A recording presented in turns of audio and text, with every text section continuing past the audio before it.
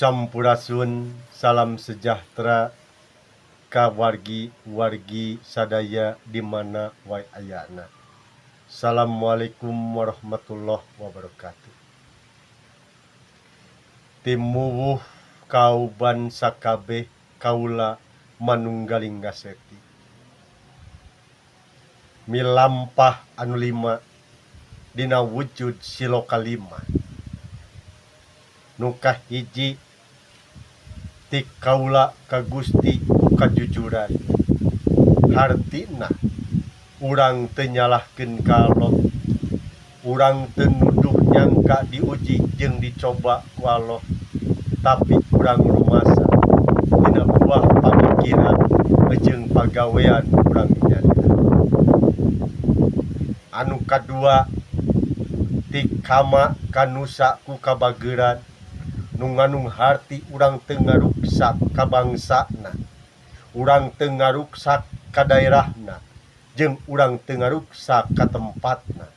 Estuning urang ngamumule di tempatna, di daerahna, tur di nagarana. Sabab eta tempat cicingna urang.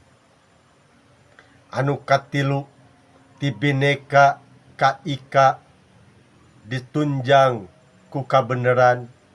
Bener di dieu lain bener cek hawa nafsu, bener cek pamikiran, tapi bener di dieu anu ditunjang ku pangarti, ditunjang ku atikan, kagustian jeung katauhidan. Anu kaopat urang tadi dina kalemah caina, urang sadar gubragna kalam dunya geus aya dina katangtuan anu teu bisa kurang ditawar.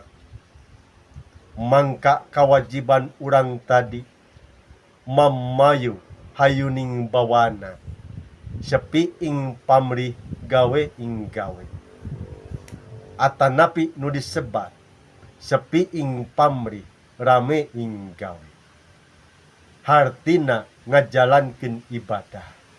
Sabab ditugaskeun suasa pati-pati ngajadikeun jin jeung manusia iwati pada ibadah.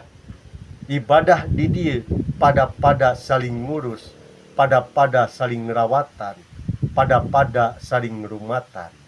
Sangkan urang aya dina kakuatan, kuat mentalna, kuat pikiranana, jeung kuat pamadeganana dina pamadegan prinsip anu didasar